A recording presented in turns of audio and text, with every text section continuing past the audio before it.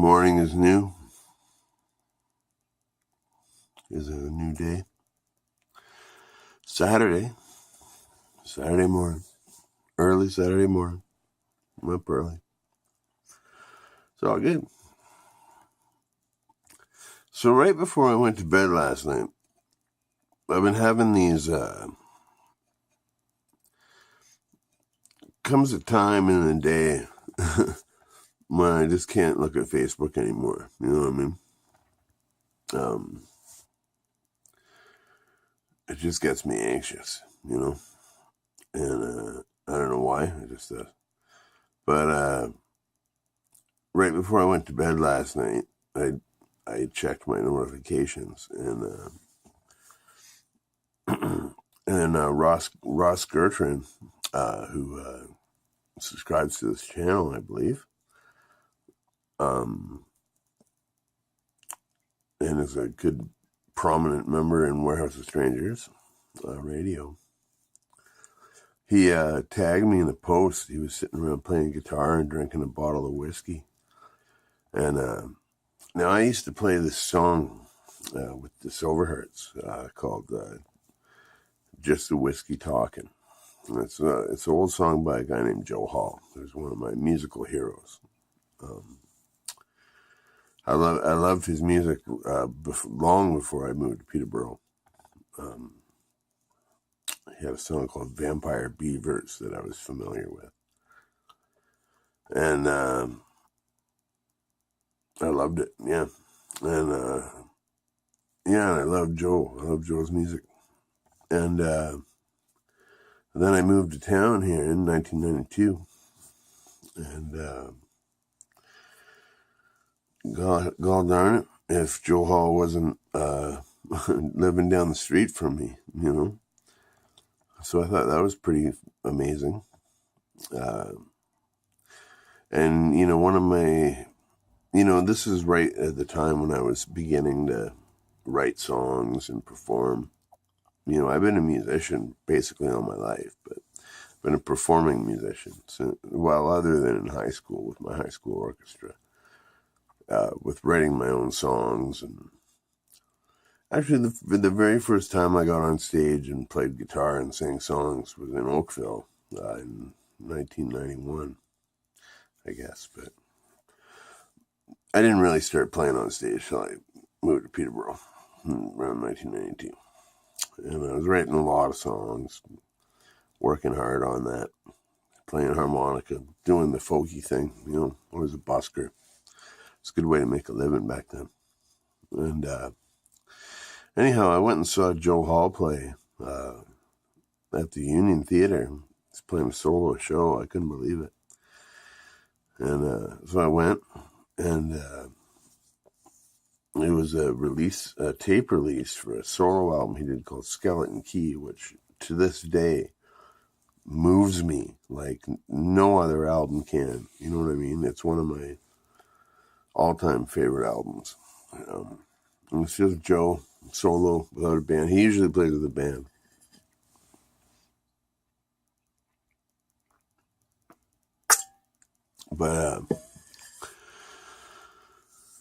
But yeah, that was a mind-altering show for me, seeing this guy. Because I knew him for his funny songs, right? I didn't know him for his serious, heartbreaking songs, and man, it was a game-changing night. There's 5 points in my life where I can say that was a game-changing moment in how I felt about music, and seeing Joe Hall solo was one of those times. And I was a very, very big fan. I used to go to every single show I possibly could by the guy. And then I got to know him. And then he played in my band, which was amazing. But before he started playing in my band, we actually started the Silverhearts. We were going to be a Joe Hall cover band, believe it or not, called Hall's Balls. That was the original Silverhearts idea. So that's pretty funny. Hall's Balls, Joe Hall cover band. But we never really did that, but I did play. That became a prominent part of our set list, just the whiskey talking. I don't know if they still play it or not, but and that's kind of around the time I met Joe, because he was like, "Who's this kid?" Like, he knew me from around town a bit here and there, and see me on the street, and throwing change in my case and stuff like that, and. But yeah, he was like, "Who's this guy who playing my song?" Because what I did with the song is I really dumbed it down, stripped it down to 3 basic chords and played it really simply, And that's what he admired. He's like, "You've totally stripped this song down to its basics and made it a song again," which was amazing to hear. He was very honored. I was covering the song without his permission. So I was very thankful for that. But anyhow, Ross left me a comment. He was playing guitar and he had a bottle of whiskey in front of him, and he had a lot of nice things to say about. He's like, you know what song I'm talking about, and he just said some really nice things and brought up a lot of good memories for me. And so I commented back. I said, "Hey, man, you're putting a lump in my throat," and I went on to say good stuff. But I woke up just now and looked at the comments of that, and he commented back saying, he's like, "When I used to go see you guys, you were a pillar of the band. You were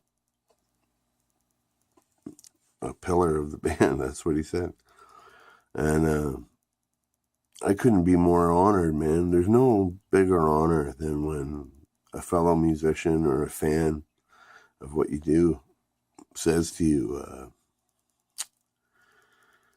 you do good stuff, you've done great work, and that's, I was very honored by that. So thank you so much, Ross, and he said, not to say those were your glory days, like the stuff you're doing now is good too.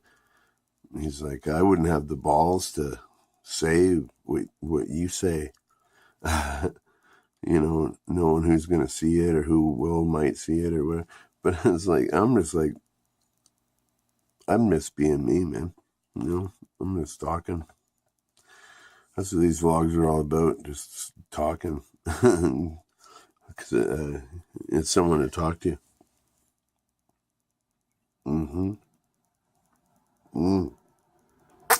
This dip I'm dipping right now.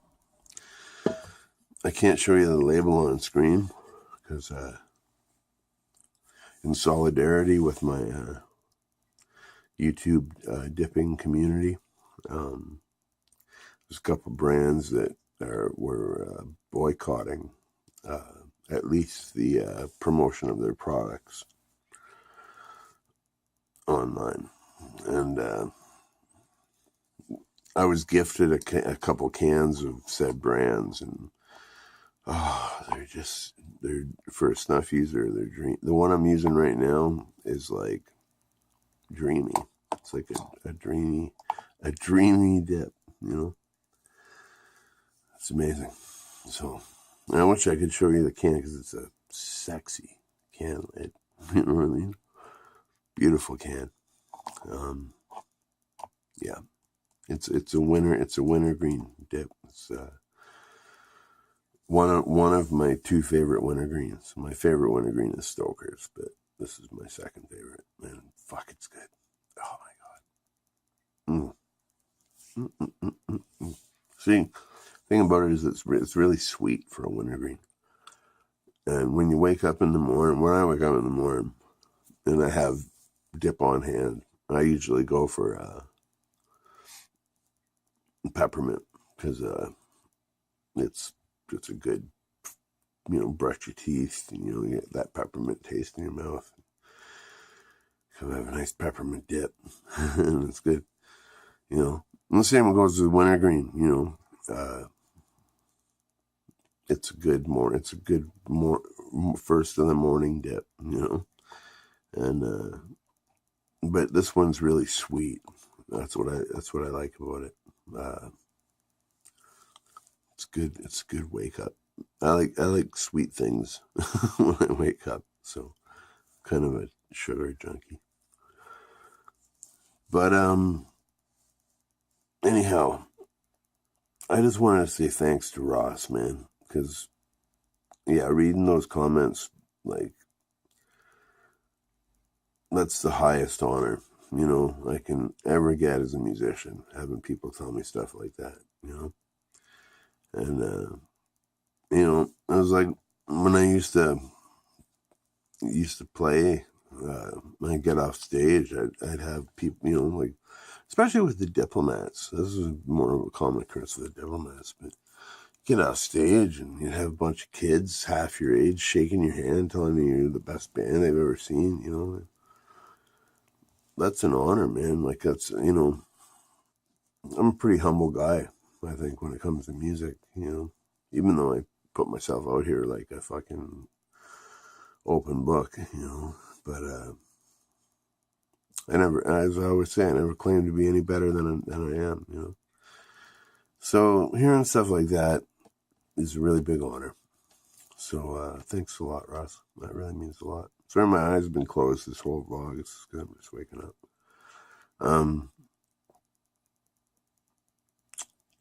It's Woody Guthrie's birthday today.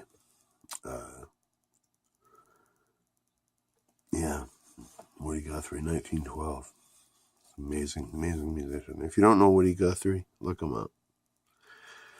He's huge. But everybody knows Woody Guthrie, I think. Anyhow, I got a pretty full weekend ahead, so I don't know how much I'm going to be around. I'm not going to be around much, actually, but I hope you're all good and well, and feeling good, and getting ready for a kick-ass weekend. You know what I mean? And thanks again, Ross, for all your kind words, and for saying what you said about what I do here. Thanks so much. That means the world to me. It means the world to me. Yeah.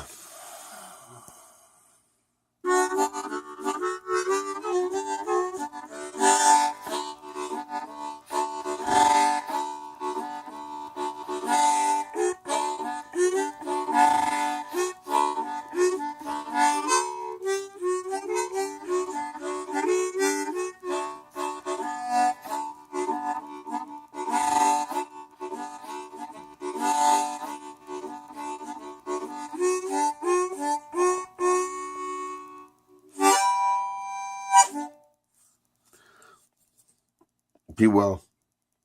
Stay free. And I'll see you in the next one. Bye now.